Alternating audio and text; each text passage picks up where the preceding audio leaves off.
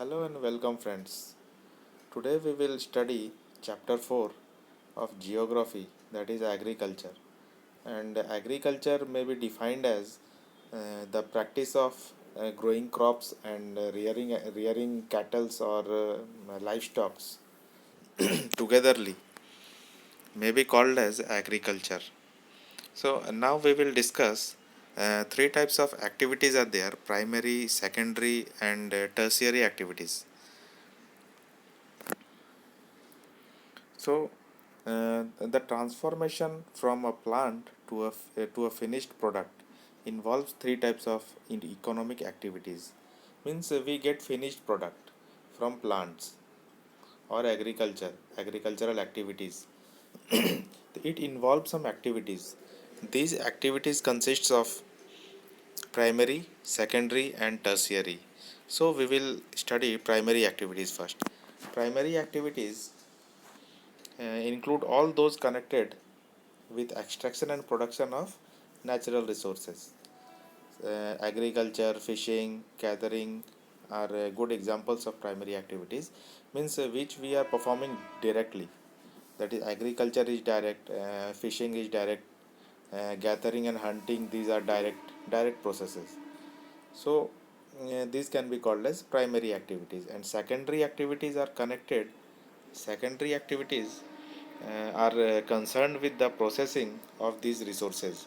When we are processing these, when we are processing these things agriculture and fishing to get some other products, that is secondary activities. Manufacturing of steel, baking of bread, and weaving of clothes. We used to make clothes from agricultural products also. So the activities required for processing such requirements may be termed as secondary activities. Tertiary activities provide support to primary and secondary sectors through services like transport, trade, banking, insurance. These activities directly support the primary activity and secondary activities. सो हम लोगों ने यहाँ पे देखा primary activities क्या है, secondary activities क्या है और टर्शियरी एक्टिविटीज़ क्या है. प्राइमरी एक्टिविटीज़ वो एक्टिविटीज़ होते हैं जो हम लोग डायरेक्टली करते हैं, जैसे एग्रीकल्चर हो गया, फिशिंग हो गया, हंटिंग हो गया, ये सब. देन सेकेंडरी एक्टिविटीज़ वो होता है जो जब हम लोग प्रोसेस करते हैं कोई फिनिश्ड गुड को पाने के लिए, जब कुछ प्रोसेसिंग होता है उसका, तो वो सेकेंडरी एक्टिविटी होता है. जैसे baking of bread, weaving of cloth को बनाना, कपड़े को बनाना, तो जो प्रोसेसिंग हो रहा है वो सेकेंडरी है. और उसके बाद टर्शियरी एक्टिविटीज़ वो एक्टिविटी होता है जो उनको प्राइमरी को और सेकेंडरी को सपोर्ट करने के लिए किया जाता है. जैसे ट्रांसपोर्टेशन हो गया, बैंकिंग हो गया, इंश्योरेंस हो गया, एडवर्टीजमेंट हो गया, ये सब टर्शियरी एक्टिविटीज़ है. Agriculture is primary activity. Agriculture जो है एक प्राइमरी एक्टिविटी है, वो डायरेक्टली हम लोग करते हैं. It includes growing of crops, fruits, vegetables, flowers and rearing of livestock. Livestock means rearing of मतलब पशुपालन. और favourable topography of soil and climate are vital for agricultural activity. The land on which the crops are grown is called arable land.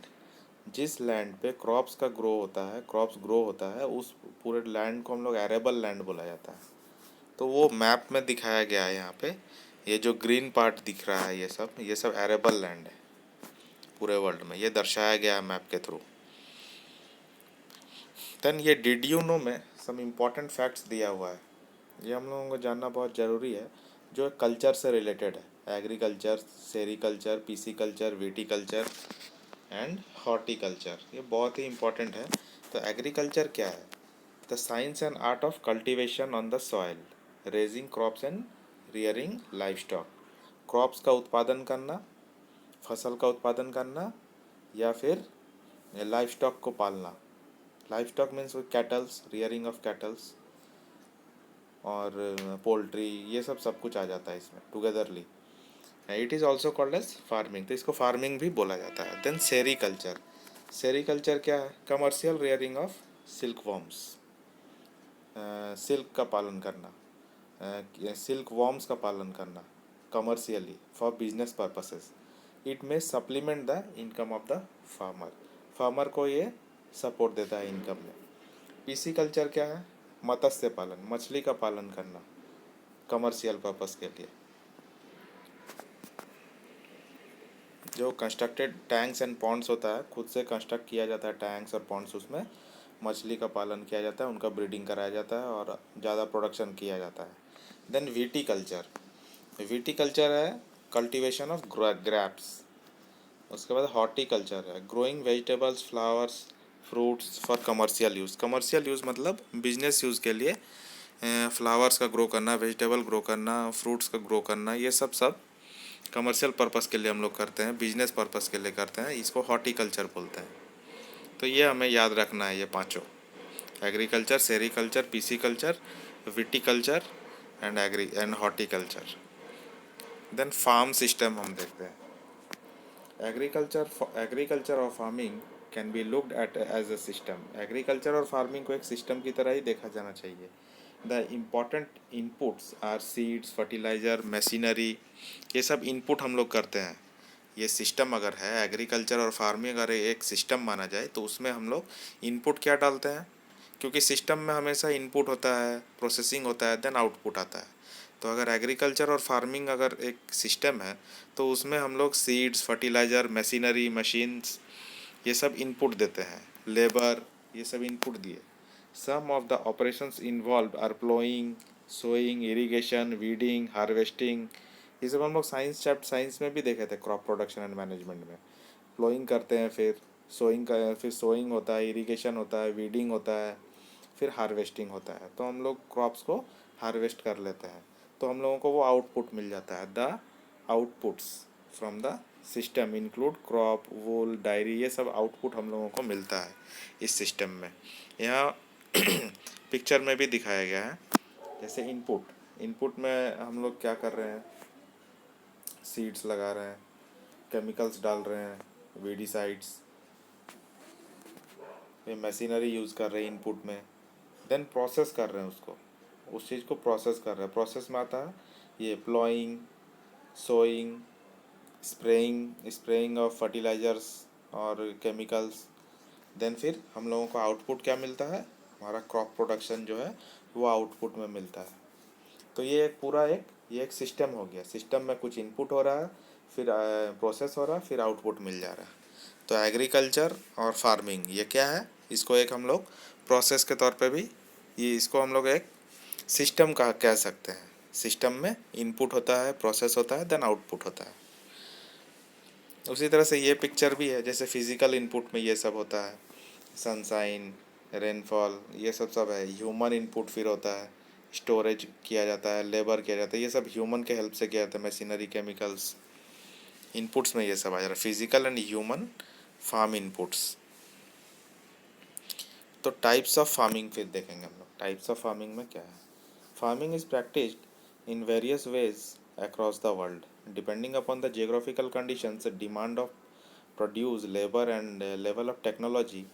Farming can be classified into two main types, that is subsistence farming and commercial farming। दो type का farming हम लोग बोल सकते हैं, एक तो subsistence farming है और एक commercial farming है। सबसिस्टेंस फार्मिंग वो होता है जो फार्मर सिर्फ अपने फैमिली के लिए करता है, अपने फैमिली के लिए करता है। Traditionally low levels of technology, household labour are used. इसमें बहुत कम टेक्नोलॉजी यूज़ किया जाता है, जैसे मशीन वगैरह, ट्रैक्टर्स, बहुत कुछ जैसे जो यूज़ होता है वो यूज़ नहीं होता है सबसिस्टेंस में, क्योंकि वो अपने फैमिली के लिए ही करता है, वो खुद के खाने के लिए ही वो प्रोडक्शन करता है। तो ज़्यादा लेबर भी यूज़ नहीं होता है, हाउस होल्ड लेबर, और ये टेक्नोलॉजी भी बहुत कम यूज़ होता है, क्योंकि स्मॉल आउटपुट चाहिए होता है। Subsistent farming can be further classified into as intensive subsistence and primitive subsistence. तो ये सबसिस्टेंस के अंदर में ये दो दो भाग और है, intensive subsistence and primitive subsistence, ये दो।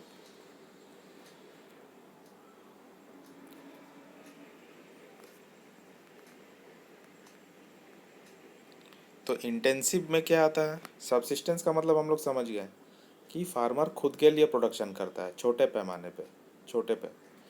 तो इसके अंदर में इंटेंसिव इंटेंसिव आ जाता है और एक प्रिमिटिव आ जाता है। तो इंटेंसिव में क्या होता है, the farmer cultivates A small plot of land using simple tools and more labours.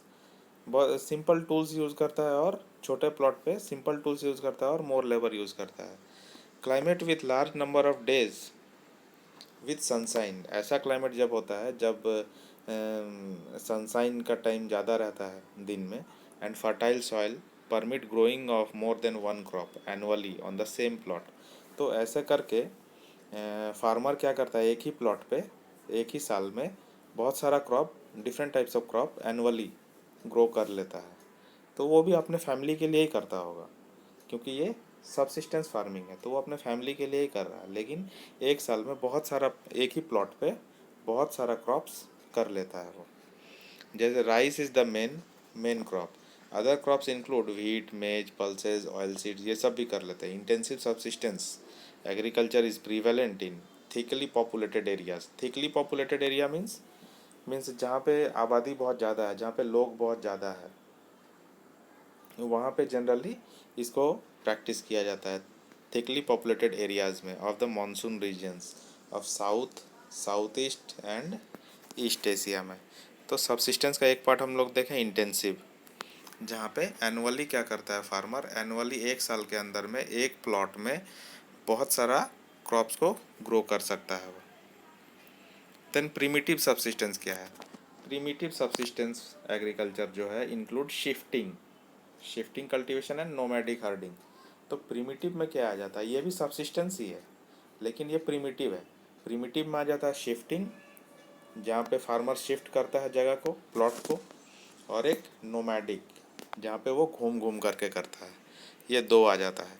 तो शिफ्टिंग क्या होता है, इस practised in thickly forested areas of Amazon basin, tropical Africa, parts of south east Asia, north east India. ये सब जगहों में shifting cultivation ज़्यादा प्रैक्टिस में किया जाता है, जहाँ पे फॉरेस्ट थोड़ा घना होता है, जंगल ज़्यादा होता है। तो these are the areas of heavy rainfall, यहाँ पे हेवी रेनफॉल होता है, and quick regeneration of vegetation, regeneration of vegetation होता है, खुद ही ग्रो होता है यहाँ पे। A plot of land is cleared by felling trees and burning, एक प्लॉट को क्लियर किया जाता है, वहाँ पे पेड़ों को गिराया जाता है और उनको जलाया जाता है। और जो एसेज आता है, जो एसेज आता है उसका जो राख होता है उसको सॉइल के साथ मिक्स कर दिया जाता है। And crops like maize, yam, potatoes, cassava are grown, और ये सब क्रॉप्स को ग्रो किया जाता है। After the soil loses its fertility, जब सॉइल फर्टिलिटी ख़त्म होता है सॉइल का, द लैंड इज़ अबंडेंट, तो लैंड को छोड़ दिया जाता है, अबंडेंट मतलब छोड़ देना। And cultivator moves to a new plot, cultivator जो है वो न्यू प्लॉट पे मूव कर जाता है। जैसे ही सॉइल का फर्टिलिटी कम होने लगता है तो वो लोग न्यू जगह पे मूव कर जाते हैं और उसको छोड़ देते हैं जगह को, तो शिफ्ट कर जाते हैं। तो shifting cultivation is also known as slash and burn, slash करो और जलाओ, स्लैश करो और जलाओ, स्लैश एंड बर्न। पेड़ों को गिरा दिया जाता है और उनको जला दिया जाता है, और जो राख बनता है उसको मिट्टी में मिला दिया जाता है और प्रोडक्शन और क्रॉप प्रोडक्शन किया जाता है। एंड देन जब फर्टिलिटी कम होता है, होने लगता है सॉइल का, तो वो लोग शिफ्ट कर जाते हैं दूसरे लैंड में। फिर वहाँ पे भी वैसे ही जंगल को क्लियर करते हैं, स्लैश एंड बर्न करते हैं और फिर एग्रीकल्चर करते हैं। ऐसे करते करते वो लोग शिफ्ट करते रहते हैं। देन एक है नोमैडिक हर्डिंग। नोमैडिक का मतलब ही होता है घूम घूम करके इधर उधर जाना। Is practised in semi arid and arid regions, arid मतलब सूखा, मरुभूमि, वो जो रेगिस्तान जैसे एरिया में, of Sahara, central Asia and some parts of India like Rajasthan and Jammu Kashmir. In this type of farming herdsman move from place to place, एक जगह से दूसरे जगह हर्ड्समैन घूमते रहते हैं with their animals for fodder and water. Fodder और water के लिए वो लोग घूमते रहते हैं। फॉडर मीन्स वो जो उनका जो पेट्स है, उनका जो एनिमल्स है, उनको खाना, उनका जो खाना होता है उनको, उसको फॉडर भी बोला जाता है। अलोंग अलोंग डिफाइंड रूट्स, और डिफाइंड रूट्स में वो लोग घूमते रहते हैं एक जगह से दूसरे जगह। This type of movement arises in response to climatic constants and terrain, ये क्लाइमेटिक क्लाइमेटिक चेंजेस और जो वहाँ का जगह के अनुसार ये चेंजेस ये लोग करते रहते हैं। Sheep, camel, yak and goats are mostly commonly reared. इसमें शीप, कैमल, गोट ये सब ज़्यादातर यूज़ किया जाता है। They provide milk, meat, wool, hides and other products to the herder and their families. Then commercial farming आता है। एक इंटेंसिव फार्मिंग था, एक कमर्शियल फार्मिंग। तो कमर्शियल फार्मिंग, इंटेंसिव फार्मिंग क्या हो गया? इंटेंसिव फार्मिंग में वो फार्मर्स अपने घर के लिए ही प्रोडक्शन करता है ज़्यादातर, वो हम लोग देखें। Subsistence farming and commercial farming. तो सब्सिस्टेंस फार्मिंग में फार्मिंग जो होता है वो अपने घर के लिए भी छोटे पैमाने पे किया जाता है, और कमर्शियल फार्मिंग जो है वो बिजनेस के लिए किया जाता है। कमर्शियल नाम से ही पता चलता है कि वो बिजनेस पर्पस के लिए होगा। In commercial farming crops are grown and animals are reared for sale in market. बाज़ार में सेल करने के लिए उनको पाला जाता है, एनिमल्स को, और क्रॉप्स को ग्रो किया जाता है। The area cultivated and the amount of capital used is large. यहाँ पे अमाउंट ऑफ कैपिटल जो होता है, कैपिटल जो यूज़ होता है यहाँ पे, पैसा जो लगाया जाता है या फिर यहाँ पे जो ज़मीन एरिया यूज़ किया जाता है वो बहुत बड़ा होता है। Most of the work is done by machines. Commercial farming includes commercial grain farming, mixed farming and plantation agriculture। ये सब इसमें होता है और इसमें मशीन्स को बड़े पैमाने पे यूज़ किया जाता है कमर्शियल फार्मिंग में, और सब्सिस्टेंस फार्मिंग में यूज़ नहीं किया जाता। तो इसमें डिफरेंस बिटवीन भी क्वेश्चन में पूछा जा सकता है कमर्शियल फार्मिंग और सब्सिस्टेंस फार्मिंग के बीच में। तो उसमें मशीन्स को यूज़ नहीं किया जाता है और इसमें मशीन्स को ज़्यादा यूज़ किया जाता है कमर्शियल में, क्योंकि इसको प्रोडक्शन ज़्यादा करना होता है। In commercial grain farming crops are grown for commercial purpose. Wheat, maize are commonly commercially grown grains. Major areas where commercial grain farming is practiced are temperate grassland of North America, Europe and Asia. These areas are sparsely populated. Sparsely populated मतलब कम population होता है यहाँ पे, और densely populated मतलब ज़्यादा population होता है, with a large farms spreading over 100। और जगह वहाँ पे स्पार्सली पॉपुलेटेड है और जगह ज़्यादा है। Severe winters restrict the growing season and only a single crop can be grown. In mixed farming the land is used for growing food and fodder crops and rearing life stock. Mixed farming में क्या होता है कि food भी grow हो रहा है, fodder भी ग्रो हो रहा है, फॉडर दोनों क्रॉप्स ग्रो हो रहा है, फूड क्रॉप भी और फॉडर क्रॉप भी। मतलब इंसानों के लिए भी खाने का क्रॉप जो है वो हो रहा है, और जानवरों के लिए भी जो फॉडर लगता है उसका भी क्रॉप वहाँ पे ग्रो हो रहा है। और साथ में रियरिंग लाइफ स्टॉक, और पशुपालन भी हो रहा है, जानवरों को पालन भी हो रहा है, कैटल्स वगैरह का। It is practised in Europe, eastern USA, Argentina, south east Australia, New Zealand and South Africa. Then plantations है। Plantations are a type of commercial farming where single crop of tea, coffee ये सब grow किया जाता है। ये सब cash crops है, इनको कैश क्रॉप्स बोला जाता है क्योंकि मोस्टली ये सब कैश के लिए किया जाता है, कमर्शियल पर्पस के लिए किया जाता है। तो एक वर्ड यूज़ करता है इसके लिए, कैश क्रॉप्स। तो ये सब में कॉफ़ी, शुगर कैन, कैश्यू ये सब भी आता है। Large amount of labour and capital R required. इसमें लार्ज अमाउंट ऑफ लेबर लगता है, कैपिटल लगता है, पैसा लगता है बहुत ज़्यादा अमाउंट में। And the produce may be processed on the farm itself, farm में होता है, और इन नियर बाई फैक्ट्रीज, और फैक्ट्रीज में भेजा जाता है। फिर the development of a transport network is thus essential for such farming. ये सब के लिए ट्रांसपोर्ट का नेटवर्क होना भी बहुत एसेंशियल होता है। Major plantations are found in the tropical regions of world. Rubber in Malaysia, coffee in Brazil. ये याद रखना है हमें कि मेजर प्लांटेशन जो होता है ये कहाँ कहाँ पे क्या क्या होता है। तो रबर होता है मलेशिया में, कॉफ़ी होता है ब्राज़ील में, टी होता है इंडिया में एंड श्रीलंका में भी। तो ये तीनों याद रखना है। और मेजर क्रॉप्स में क्या क्या है। A variety of crops are grown to meet the requirement of growing population. Crops also supply raw materials for agro-based industries. यहाँ पे मेजर क्रॉप्स है wheat, rice, maize, millets, jute and cotton और fibre crops. ये भी याद रखना है। कि jute and cotton are fibre crops. Fibre crops का अगर एग्जांपल पूछा जाए तो जूट एंड कॉटन होगा। Important beverage crops are tea and coffee. इनको भी याद रखना है कि बीवरेज क्रॉप, रिफ्रेशमेंट क्रॉप जो होता है बीवरेज, उसमें आ जाता है टी एंड कॉफ़ी। इसको भी याद रखना है दोनों को। देन राइस है। Rice is major fruit crop of the world, ये हम लोगों को पता ही है। It is the staple diet of tropical and subtropical regions. Rice needs high temperature. Rice को हाई टेम्परेचर चाहिए होता है, हाई ह्यूमिडिटी एंड रेनफॉल भी चाहिए होता है। It grows best in alluvial clayey soil which can retain water. तो rice को चाहिए, राइस को कौन सा सॉइल ज़्यादा अच्छा चाहिए होता है? एलुवियल क्लेई सॉइल, जो कि पानी को ज़्यादातर रिटेन कर पाता है। China leads in the production of rice. सबसे ज़्यादा प्रोडक्शन चाइना करता है, followed by India, then India, Japan, Sri Lanka and Egypt. तो लार्जेस्ट प्रोड्यूसर ऑफ राइस पूछेगा अगर एग्जाम में तो वो चाइना होगा। In favourable climatic condition as in West Bengal and Bangladesh 2 to 3 crops are grown in a year. Then wheat. Wheat requires moderate temperature and rainfall during growing season and bright sunshine at the time of harvest. It thrives best in well-drained loamy soil. ये loamy soil में होता है, इसको loamy soil चाहिए। Wheat is grown extensively in USA, Canada, Argentina, Russia, Ukraine, Australia and India. In India, it is grown in winter. Then millets. They are also known as coarse grain. मोटा जो grain होता है, अनाज होता है, मोटा अनाज जिसको बोला जाता है। And can be grown on less fertile and Sandy soil. जहाँ पे सैंडी सॉइल है, पथरीला जगह है, जहाँ पे सॉइल फर्टाइल नहीं है, वहाँ पे मिलेट्स होता है, मोटे अनाज। It is a hardy crop that needs low rainfall and high to moderate temperature. यहाँ पे लो रेनफॉल इसको चाहिए होता है, रेनफॉल का भी ज़रूरत नहीं होता है, और मॉडरेट टेम्परेचर जहाँ एडिक्वेट रेनफॉल हो। High to moderate temperature.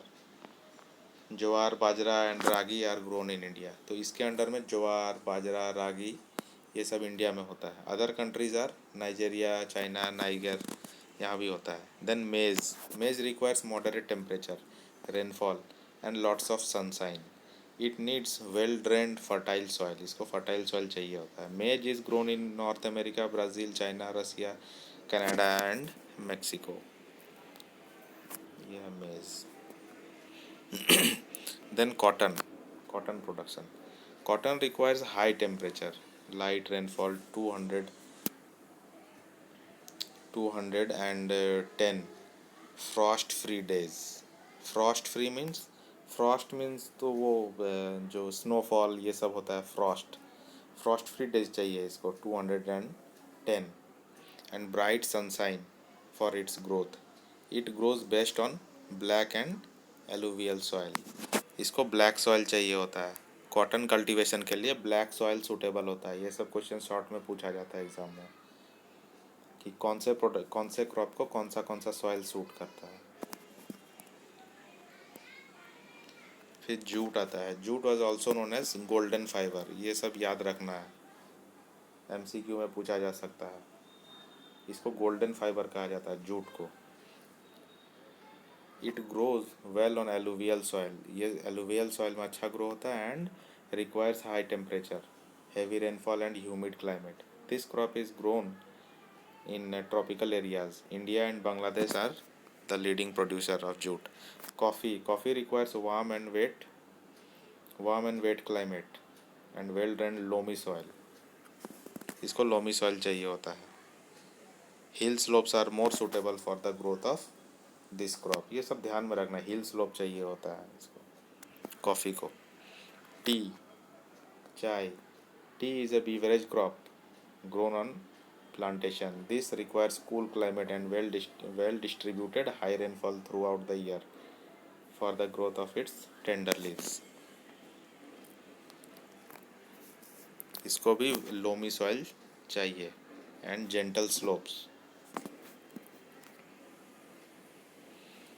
Agricultural development. Agricultural development refers to efforts made to increase the farm production in order to meet the growing demand of increasing population. This can be achieved in many ways, such as increasing the cropped area, the number of crops grown, improving irrigation facilities. ये सब facilities को increase करके हम लोग production को बढ़ा सकते हैं। क्रॉप्ड एरिया को, नंबर ऑफ़ क्रॉप्स ग्रोन को, इरिगेशन फैसिलिटी बढ़ा करके, फिर फर्टिलाइज़र्स यूज़ करके and high yielding variety of seed को यूज़ करके, ये सब करके हम लोग मैनेज कर सकते हैं और एग्रीकल्चर का डेवलप कर सकते हैं, डेवलपमेंट कर सकते हैं। Agriculture has developed at different places in different parts of the world. Developing countries with large populations usually practice intensive agriculture, where crops are grown on small holdings, mostly for subsistence. A farm in India. There is a small village, Adilabad, in Ghazipur district of Uttar Pradesh. Munna Lal is a small farmer in this village who has farmland of about 1.5 hectares. His house is in the main village. He purchases high yielding varieties of seeds from the market every alternate year.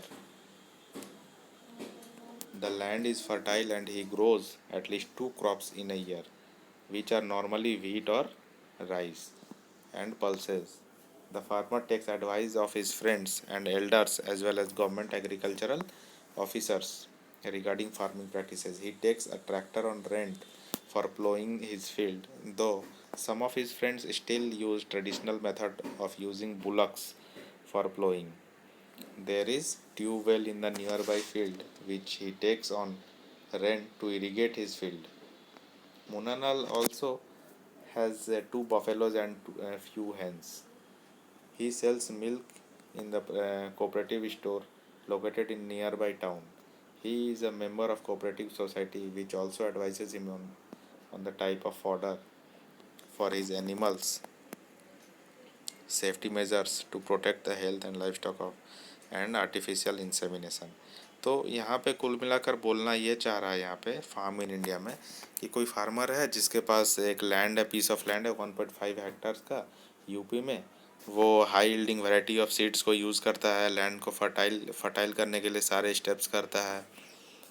वो tractor use करता है, वो machinery use कर रहा है, ploughing कर रहा है, सब कुछ कर रहा है। उसका दोस्त वैसे टाइम पे उसका दोस्त एक है जो पुराने मेथड्स को ही यूज़ कर रहा है, बुलॉक यूज़ कर रहा है, हल चला रहा है, लेकिन वो ये सब यूज़ कर रहा है, ट्यूबवेल को यूज़ कर रहा है इरिगेशन पर्पस के लिए। और साथ में उसने लाइव स्टॉक भी रखा है, बफेलो रखा है और कुछ मुर्गियाँ भी रखा है, जिससे उसको मिल्क को सेल करके उसको थोड़ा सा सपोर्ट मिल जा रहा है इनकम में। तो ये पूरा लाइव स्टॉक और ग्रोइंग क्रॉप्स दोनों को मिला करके ही तो एग्रीकल्चर कहा जाता है। तो ये एक एग्जांपल दिया जा रहा है यहाँ पे। All the members of the family help him in various activities. सारे मेंबर्स ऑफ फैमिली उसको हेल्प भी करते हैं। Sometimes he tax credit from bank से कभी कभी वो लोन भी लेता है, उधार भी लेता है society to buy HYV seeds, high yielding variety of seed and implements. He sells his produce in mandi, और मंडी में अपना सेल्स को वो बेचता है। ऐसे करके उसका लाइवलीहुड चलता है। Farm in USA। The average size of farm in USA is much larger than that of Indian farm. वहाँ का USA का फार्म इंडिया का फार्म से बहुत गुना ज़्यादा बड़ा होता है। Typical farm size in USA is 250 hectares, 250 hectares का होता है minimum. The farmer generally resides in the farm. Farmer वहीं रहता है, फार्म में ही रहता है। Some of the major crops grown are corn, soybean, wheat, cotton, sugar beet, ये सब होता है। Adequate measures are taken to control pest and can damage the crop. That can damage the crop. From time to time, he sends the soil samples to soil testing laboratory. तो soil को test करने के लिए laboratory भी लेकर के जाता है वहाँ पे। द न्यूट्रिएंट्स आर सफिशिएंट और नॉट, देखता है कि वहाँ पे न्यूट्रिएंट्स सफिशिएंट है कि नहीं है या न्यूट्रिएंट्स कम हो गया है। द रिजल्ट्स हेल्प जो होरन to plan a scientific fertilizer program. His computer is linked to, तो वो लोग टेक्नोलॉजी को भी यूज़ करता है। इसका कहने का मतलब ये है कि USA में जो फार्मिंग होता है वो टेक्नोलॉजी को भी यूज़ करता है। कैसे करके केमिकल फर्टिलाइज़र यूज़ करना है, कितना यूज़ करना है, फर्टिलिटी कितना कम हुआ है सॉइल का उसके अकॉर्डिंग। तो वो लोग टेक्नोलॉजी को यूज़ करके करता है, इसीलिए प्रोडक्शन उनका और ज़्यादा हाई होता है। ट्रैक्टर्स को भी यूज़ करता है, सीड ड्रिल्स को भी यूज़ करता है, लेवलर को भी यूज़ करता है, कंबाइंड हार्वेस्टर को भी यूज़ करता है, थ्रेशर करता है, सब कुछ ही यूज़ करता है, लेकिन वो बड़े पैमाने पे करता है और मॉडर्न मेथड्स यूज़ करता है और टेक्नोलॉजी को यूज़ करता है ताकि प्रोडक्शन ज़्यादा हो पाए। Then grains are stored in automated grain storage, storage में स्टोर होता है ऑटोमेटेड ग्रेन स्टोरेज में। ये सब है, वो लोग हर चीज़ में वो लोग टेक्नोलॉजी का यूज़ करता है, मॉडर्न मेथड्स का यूज़ करता है, मशीनरीज का यूज़ करता है। The farmer in USA works like a businessman and not like a peasant farmer. Peasant मेरे लिए एक फार्मर की तरह वो लोग काम नहीं करता है, वो लोग बिजनेसमैन की तरह काम करता है। तो यहाँ पे ये चैप्टर ख़त्म हो रहा है, इसका मैं एक्सरसाइज का भी सॉल्यूशन मैं करके दूंगा।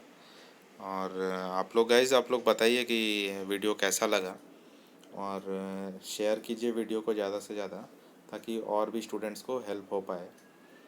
और वीडियो को ऐसे ही देखते रहिए, और कुछ भी प्रॉब्लम है या कुछ भी आपको डाउट है तो वो कमेंट सेक्शन में मुझे मेंशन करके पूछिए, मैं आपको पूरा कोशिश करूँगा हेल्प करने का। और मैं इसका सॉल्यूशन में कुछ ही दिनों में मैं सॉल्यूशन इसका करके अपलोड कर दूँगा। तो अभी के लिए इतना ही।